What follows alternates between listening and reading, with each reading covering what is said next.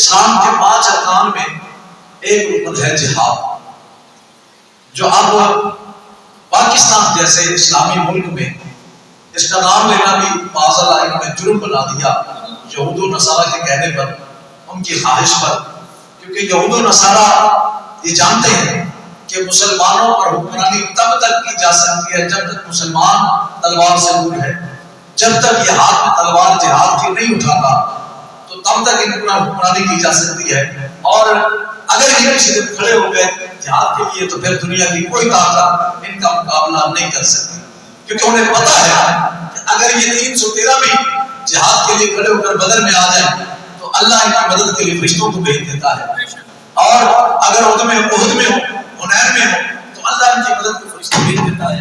اس لیے عالم کفر اس بات سے لرزاں ہے، خوف زدہ ہے، ڈر کا مارا ہوا ہے کہ کہیں مسلمان جہاد کے لیے نہ اٹھ پڑا ہو، اس لیے اس نے ہمارے اوپر ایسے ارباب اختیار لوگ مقرر کیے اور ان کو جناب لالچی اور جس طرح کبھی ان کو ڈالا دے کر جو بھی ہے، ایسے لوگ ہمارے ملک پر حکمران بنتے رہے ہیں، اور اب تو خیر حد سے بھی بڑھ چکے ہیں کہ جہاد کا نام کتابوں تک مٹا دیا گیا، بچوں کے نصاب تک جہاد کا نام ختم کر دیا گیا، اور جہاد کا نام لینے والے کو جناب دہشت گرد اور پتہ نہیں کس کس نام سے پکارتے ہیں۔ یہ سب یہود و نصارہ کی پالیسی ہے تاکہ نئی نسل کو پتہ ہی نہ ہو کہ جہاد کیا ہے، اور ان کو اتنی عیش و عشرت دے دو، ان کو جناب یہ انٹرنیٹ اور موبائل جیسی لانتیں ان کے گلے میں ڈال دو کہ جس مسلمان کو نبی کا کلمہ پڑھنے والے کو ہاتھ میں تلوار اٹھا کر اسلام کے لیے کھڑا ہونا چاہیے تھا، آج وہ مسلمانوں پر ظلم ہوتا دیکھ کر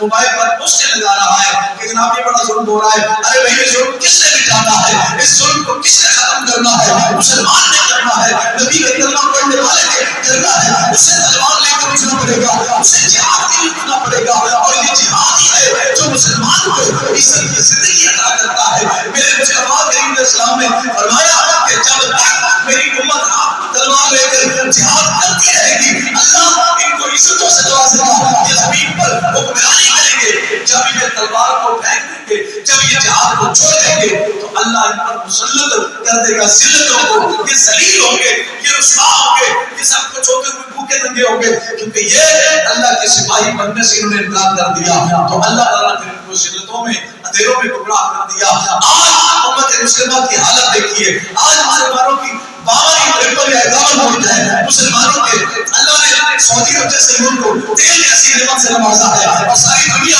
کا نظام اس وقت تیل پر چل رہا ہے، وہ نعمت اللہ نے اسے یعنی اس معیشت کی کنجی سعودی عرب کے ہاتھ میں ہے، دیگر اسلامی ممالک کے ہاتھ میں ہے، پاکستان کو اللہ نے واحد اسلامی ملک ہے جسے ایٹم بم سے نوازا ہے، ایٹم بم جیسی طاقت دی ہے اور بہترین فوج عطا کی ہے، اس کے باوجود آج کشمیر لہو لہان ہے، آج فلسطین جناب ظلم کی چکی میں پس رہا ہے، آج وہاں دودھ پیتے بچوں کو بم مار کر شہید کیا جا رہا ہے، اسپتالوں پر بم برسائے جا رہے ہیں، آج وہاں مرد و عورت کی تمیز کیے بغیر، چھوٹے بڑے کی تمیز کیے بغیر، بچوں کی تمیز کیے بغیر آج اس قدر فلسطین میں خون بہایا جا رہا ہے۔ کبھی مسلمان کبھی عراق کی سوچ سے یہ وہ فلسطین ہے، یہ وہ مسجد اقصی ہے جو پہلا قبلہ تھی ہمارا، آج مسلمانوں کی عزت کا نشان تھی، آج وہ قبلہ بھی یہودیوں نے لے لیا، مسجد کی توہین کی جا رہی ہے، مسلمانوں کا خون الگ بہایا جا رہا ہے، مسلمانوں کا قتل عام کیا جا رہا ہے، جس طرح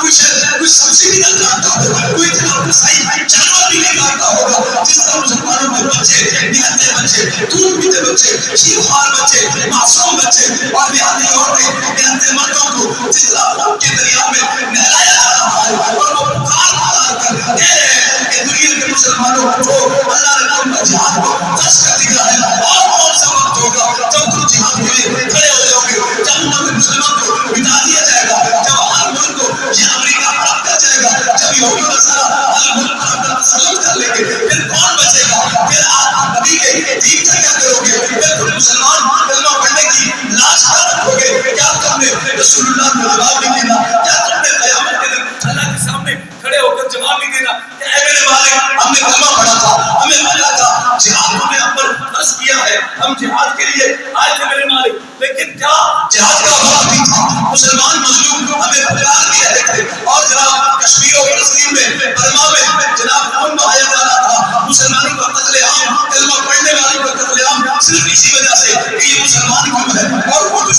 انہیں کلمہ پڑھنے کی سزا دی جا رہی ہے، اور 52 ملک آرام سے بیٹھے صرف کہہ رہے ہیں کہ جناب مہربانی کرو، جناب مہربانی کرو، یہ جنگ بند کرو. کیا تمہارے کہنے سے وہ بند کر دیں؟ کیا کہنے سے کبھی کفر باز آیا؟ کیا تمہاری باتوں سے کبھی یہود و نصارہ رکیں گے؟ نہیں رکیں گے. وہ قتل کرتے چلے جائیں گے، وہ خون بہاتے چلے جائیں گے، وہ ہماری ماں بہنوں کی عصمت دری کرتے چلے جائیں گے، ہماری مساجد کو گولیوں سے اڑاتے رہیں گے، بموں سے اڑاتے رہیں گے، نمازیوں کا خون بہاتے رہیں گے، اور دنیا میں یہ مسلمانوں کا مذاق اڑاتے رہیں گے کہ یہ امت محمدی ہے، یہ مسلمان ہے، یہ نبی کا کلمہ پڑھنے والے ہیں. ایک وہ مسلمان تھے کہ 313 تھے، نہتے تھے، چند گھوڑے چاندوں اور ٹوٹی ہوئی تلواریں، دندان مڑے ہوئے تلواریں. لیکن جب نبی نے کہا کہ جہاد کے لیے نکلو تو میدان بدر کو فخر کرنا پڑا تھا کہ یہ کون سے 313 ہے، یہ کون سے محمد کے مراد ہے. یہ 1000 کے مقابلے میں آ کھڑے ہوئے. اسلامی کم ہے، گھوڑے بھی کم ہے، سواریاں بھی کم ہے، اور جہاں ادھر 1000 کا لشکر ہے، لیکن 1000 کے لشکر کے سامنے محمد کے غلاموں نے سینہ تان کر کہا تھا کہ آؤ اللہ کے شیر میدان میں اتر گئے. اور اللہ نے آسمان سے فرشتے اتار دیے ان کی مدد کو. فرمایا تم ہمارے دین کے لیے نکلے ہو، پھر اللہ تمہیں تنہا کیسے چھوڑ سکتا ہے؟ پھر اللہ تمہیں تنہا کیسے چھوڑ سکتا ہے؟ آج کا مسلمان برائے نام مسلمان، فارسیل مسلمان، ہمارے حکمران فارسیل، ڈالر منہ میں ڈال دو، کشمیر لے جاؤ، ڈالر منہ میں ڈال دو، فلسطین کا سدیہ ناز کر دو. آپ کو پتا ہے انبیاء کی سرزمین ہے فلسطین. اونچی تو بولو، جہاں نماز ان کی موت پہ جاتی ہے. سرزمین انبیاء ہے فلسطین. مسجد اقصی ہمارا پہلا قبلہ. 1,23,000 کم و بیش انبیاء ادھر منہ کر کے نماز پڑھ گئے. مسلمانوں کی عظمت کا نشان، اللہ کا پہلا گھر، مسلمانوں کا قبلہ آج یہود و نصارہ کے قبضے میں. پوچھئے جناب عمر نے کیسے اسے فتح کیا؟ جناب عمر نے کیسے؟ صرف ایک للکار دی، ایک للکار حضرت عمر نے، اور یہود و نصارہ کے دل کام تھے. کافر ہمیشہ مسلم وہ تب تک شیر ہے جب کوئی آگے سر نہ اٹھائے. یہ کفر کی عادت ہے. اور جب کوئی محمد عربی کا غلام کھڑا ہو جائے، کوئی غلام کھڑا ہو جائے اور وہ اٹھ کر کہتے ہیں کہ ہم ہیں نبی کے غلام، ہم زندہ ہیں، ہم جہاد کے لیے تیار ہیں. کیا آج ہمارے ان مسلمان ملکوں کے بادشاہوں کو اعلان جہاد نہیں کرنا چاہیے؟ کیا ان کو میدان میں نہیں آنا چاہیے؟ آج 1 مہینے سے اوپر ہو گئے. سوچئے ذرا، ایک کرونا جیسی وبا آئی تھی تو یہاں مسلمانوں کا کیا حال ہو گیا تھا. آج خاندان کے خاندان شہید کیے جا رہے ہیں، بلڈنگوں کی بلڈنگیں مسمار کر دی جاتی ہیں، زندہ درگور کر دیا جاتا ہے مسلمانوں کو. وہ بچیاں، وہ فلسطین کے لوگ، وہ مظلوم پکار پکار کر کہہ رہے ہیں کہ آؤ ہماری مدد کو. مگر ہم میچ میں رچے ہوئے ہیں، میچ دیکھنے کے لیے ہم جناب بیٹھے ہوئے ہیں. دنیا بھر میں میچ کا جناب نظام جڑا ہوا ہے اور جناب کھلاڑیوں کو دیکھ رہے ہیں. پورے پاکستان کی امت مسلمہ کے دھیان جو ہے وہ ان کھلاڑیوں بدبختوں کی طرف ہے جنہوں نے گمراہ کیا ہوا ہے اس کھیل میں. یہاں پر جوا لگ رہا ہے لیکن ادھر خون بہ رہا ہے، کسی کی طرف خون کی طرف نہیں جا رہا. یہاں لوگوں کو میچ ہارنے پر تو بڑا غصہ آتا ہے، اخباروں میں خبریں پڑھتے ہیں جی میچ ہارنے پر فلاں نے ٹی وی توڑ دیا، فلاں نے یہ کر دیا، فلاں نے یہ کر دیا، پاکستانی ٹیم کیوں ہاری. وہ نام دیو بات یہ نہیں ہے، یہ میدان نہیں ہے محمد کے غلاموں کا، مسلمان کے غلاموں کا یہ ہے کہ فلسطین کے میدان میں کھڑے ہو جائے، پھر بتاؤ کہ نبی کے غلام کس طرح فتح یاب ہو رہے ہیں. اللہ تعالیٰ فرمایا یا ایھا النبی جاہد الکفار والکافرین، اے میرے محبوب ان کافروں اور منافقوں سے جہاد کیجیے. یا ایھا النبی حرض المؤمنین علی القتال، اے میرے محبوب اپنی امت کو جہاد کے لیے تیار کیجیے، ان کو کھڑا کیجیے.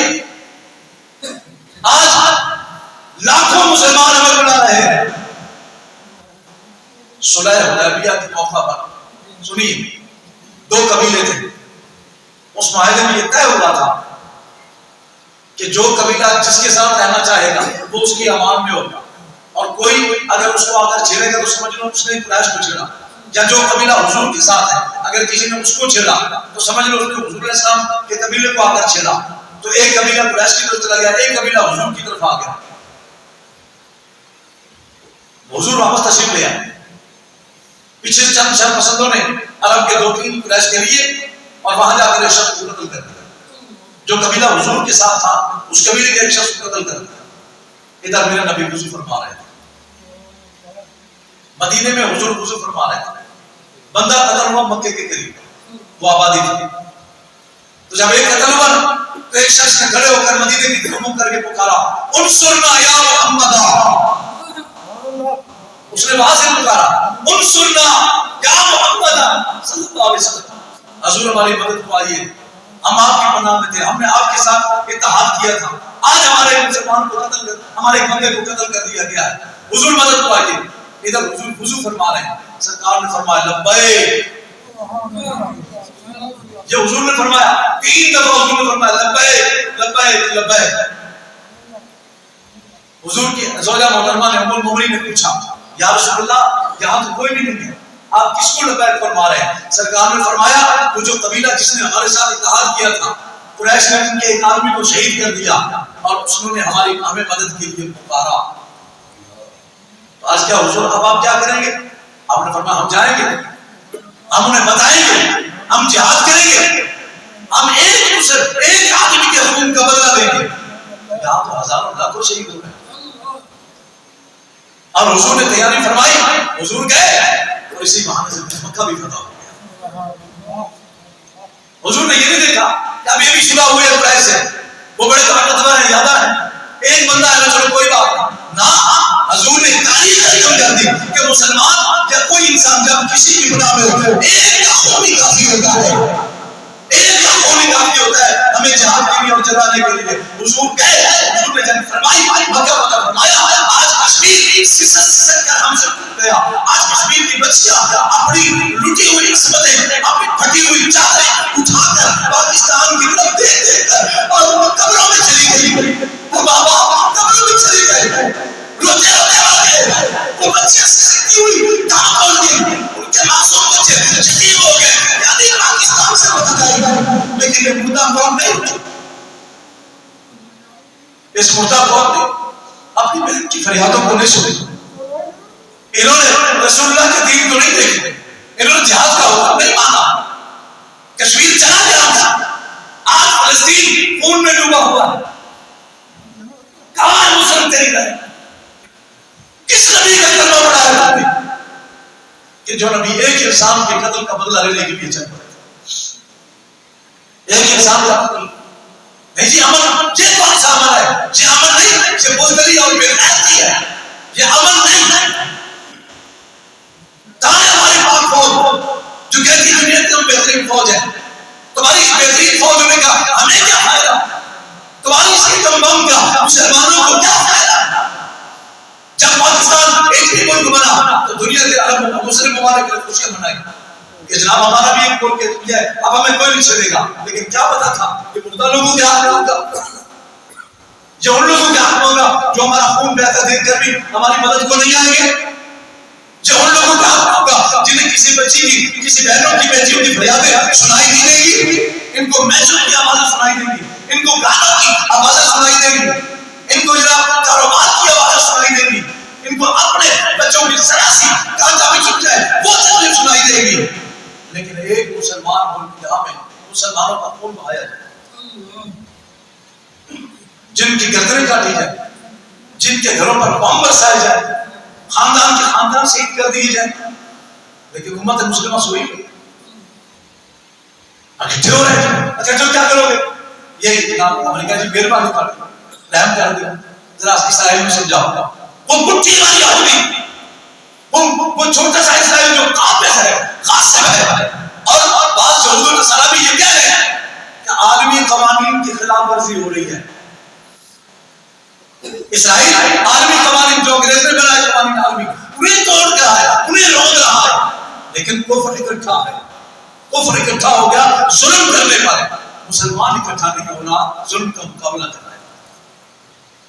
تو یاد رکھو پھر خدا کی لاج کے آنے والے، پھر اللہ کا عذاب کے لیے تیار رہا. کیا وہ خون ضائع کر جائے گا؟ کیا ان بچیوں کی آہیں اللہ خدا تک نہیں پہنچے گی؟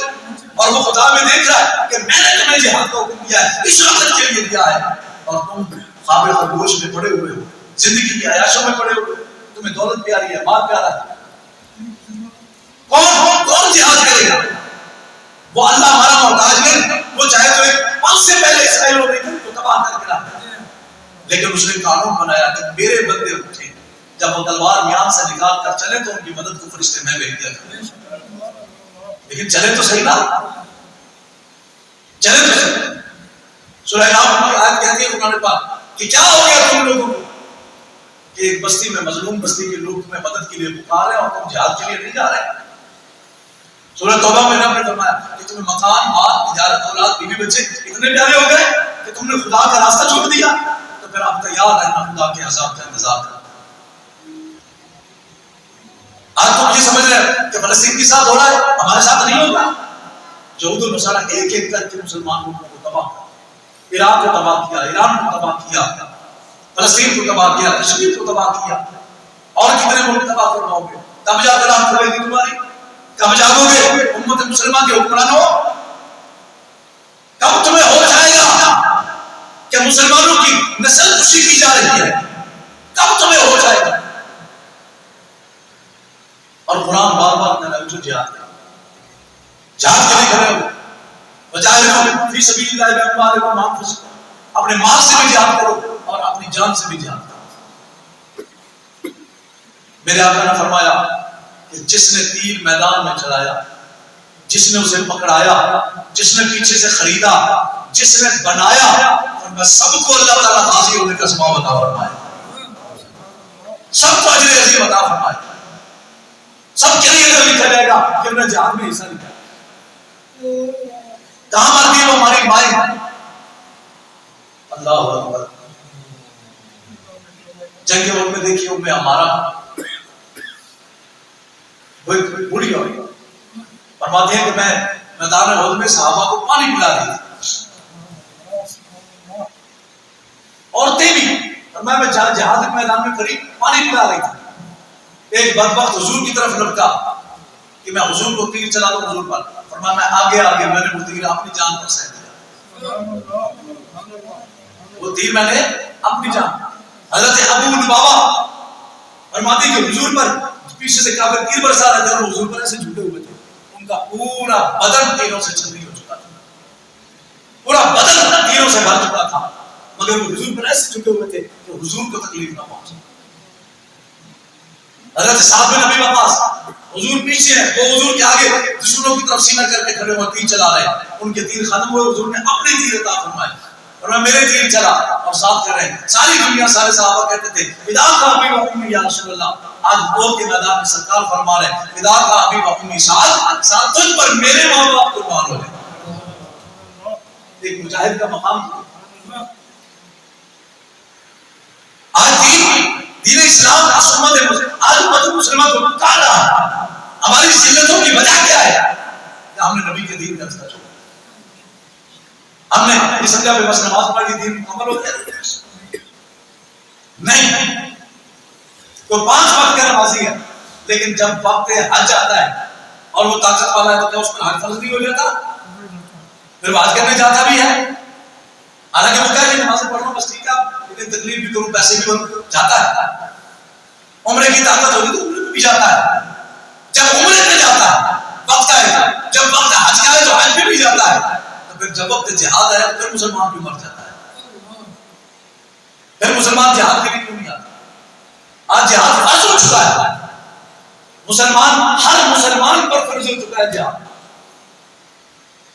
ہم بات کریں تو ہمارے اپنے کہتے ہیں دہشت گردی وہ ہے جو فلسطین میں ہو رہی ہے، دہشت گردی وہ ہے جو کشمیر میں ہو رہی ہے، بوسنیا میں ہو رہی ہے، چچنیا میں ہو رہی ہے، برما میں ہو رہی ہے، جہاں ہماری عورتوں کو زندہ جلا کر ان کی بوٹیاں ایسے روسٹ کی جاتی ہے جیسے یہاں بکرے کا گوشت ہے، مرغی گوشت روسٹ کیا جاتا ہے، ہماری مسلمان ماؤں بہنوں کو اس طرح کیا جاتا ہے۔ برما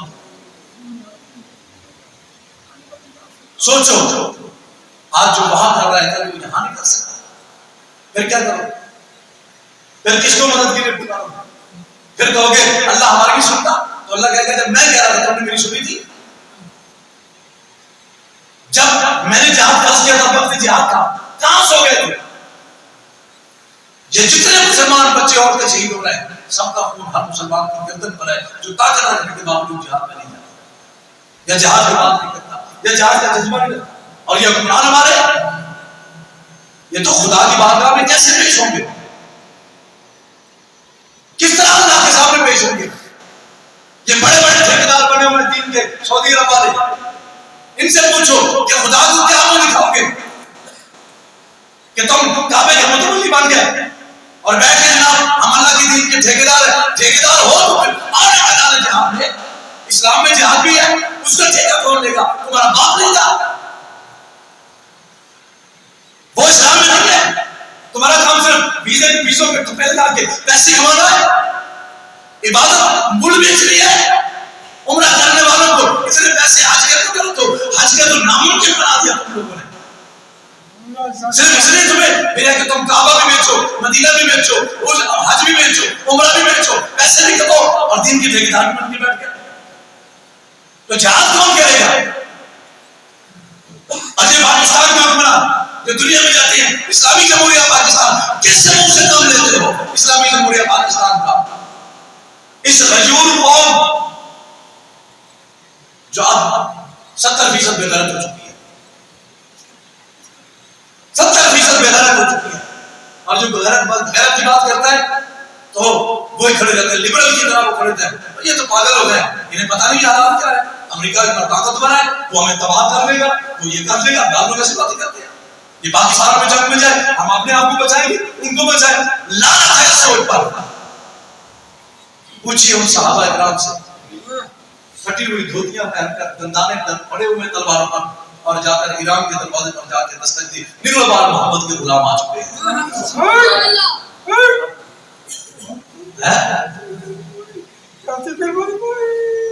وہ اس وقت ایران اور یہ بڑی طاقتیں تھی، روم یہ بڑی طاقتیں تھی.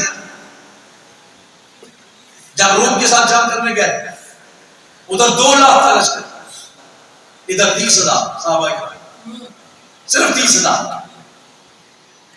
ان کا جنرل سامنے آیا کہنے لگا میں جانتا ہوں تم بھوکے ننگے لوگ ہو، پیاسے لوگ ہو، تمہارے پاس تو پہننے کو کپڑے نہیں ہیں، تم مدینے سے بھوک کی وجہ سے نکلے ہو، تم جنگ نہ کرو ایسے مارے جاؤ گے. میں تمہیں سال کا خرچہ بھی دوں گا، کپڑے بھی دوں گا، راشن بھی بھیجوں گا، واپس چلے جاؤ. تم بھوکے پیاسے لوگ ہو. یہ سلطنت روم کے جرنیل نے کہا. صحابہ کرام تڑپ اٹھے، صحابہ کرام تڑپ اٹھے. انہوں نے کہا میں جواب دیتا ہوں. حضرت خالد بن ولید اللہ اکبر آ گیا، فرمایا ٹھہرو میں جواب دیتا ہوں. آپ نے فرمایا کیا کہا تم؟ انہوں نے کہا تم بھوکے پیاسے لوگ ہو. آپ نے فرمایا بالکل ہے، لیکن سن میری بات، ہمیں کس چیز کی پیاس ہے؟ بتاؤ کس چیز کی بات؟ نے کہا ہم نے سنا ہے کہ رومیوں کا خون بڑا میٹھا ہے، ہم تمہارا خون پینے کے لیے آئے ہیں. سبحان اللہ.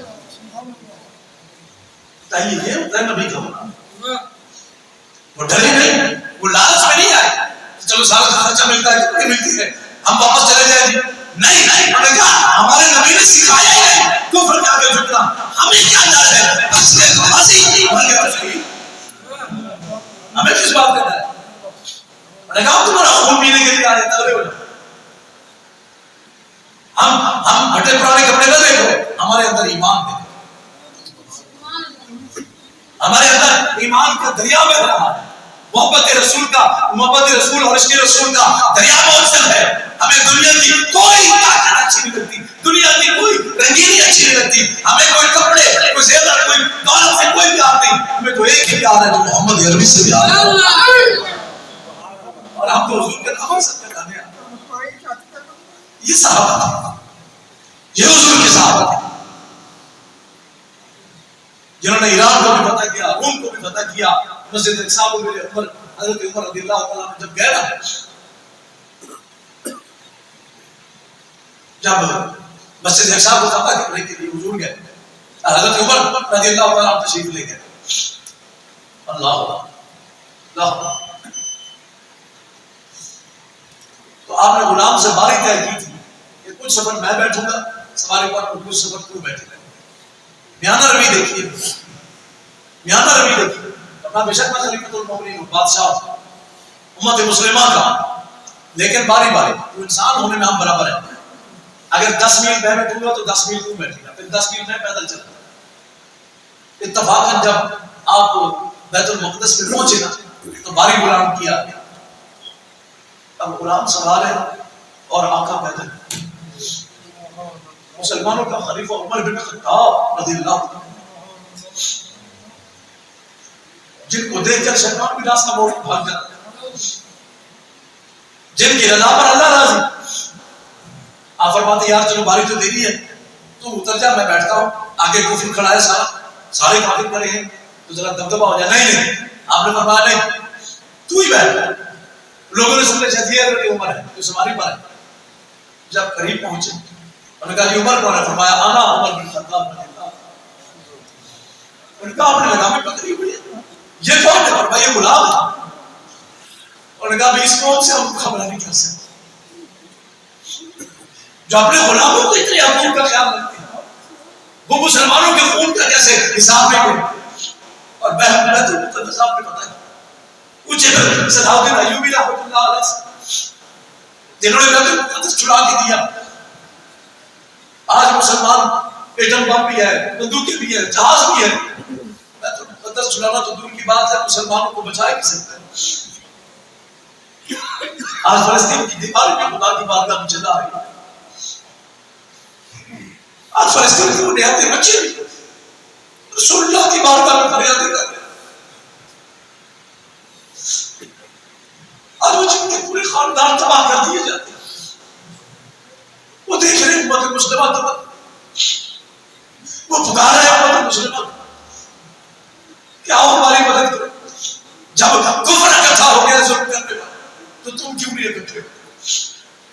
تمہیں خدا نے طاقت دی، تمہیں سب کچھ دیا، لیکن کمی ہے تو ایمان کی کمی، اس کے رسول کی کمی. خدا کی قسم اگر اس کے رسول ہوتا تو آج یہ ظلم نہ ہوتا. میں تو کہاں پہ جاتا ہوں، جب ان کے بارے میں ٹی وی پر دیکھتا ہوں میں کس کو جاتا ہوں. میرے پاس میں کچھ ہے نہیں، میرے پاس طاقت نہیں، میں جا نہیں سکتا. میرے مالک معاف کر دیں، ہمیں طاقت دے کے ہم جائیں. ہمارے حکمرانوں کو ہدایت دے، نہیں جاتے بیٹھے اپنے محلوں میں، ہمیں تو بھیج دے وہاں پہ. ہم مرنے کو بھی تیار ہے، اس سے بجائے کہ وہ کتے کی موت مر جائے ایکسیڈنٹ میں کسی طرح کی طرح، تو مالک تیرے نام پر تلوار اٹھا کے نہ مر جاؤ. اے میرے مالک جب قیامت میں ہوں اور شہداء کے سامنے کھڑا نہ ہو جاؤ. اے مسلمانوں جاؤ، اے امت مسلمہ جاؤ، ورنہ ان نہتے بچوں کا، نہتے مسلمانوں کا خون کا حساب تمہیں دینا پڑے، ہمیں دینا پڑے اور بھگتنا پڑے گا دنیا میں بھی اور آخرت میں بھی. خدا کی قسم کھا کر کہہ رہا ہوں کہ وہ قریب ہے، بڑا قریب ہے. وہ اب بھی ہمیں مہلت دے رہا ہے، وہ اب بھی ہمیں مہلت دے رہا ہے.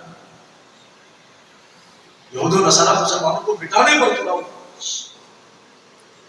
اور مسلمان کبوتر کی طرح، جیسے ایک کبوتر کو بلی پڑتی ہے دوسرا آنکھیں بند کر دیتا ہے، وہ سمجھتا ہے شاید اسے اٹھا کے لے جائے گی، اسے یہ نہیں پتا کہ اسے کھا کر وہ میری طرف آئے. یہی یہود و نصارہ نے کیا، ایک قوم کو تباہ کرتے ہیں دوسرے کو ڈالر پھینک دیتے ہیں، پھر باری باری رسول کی باری آتی ہے.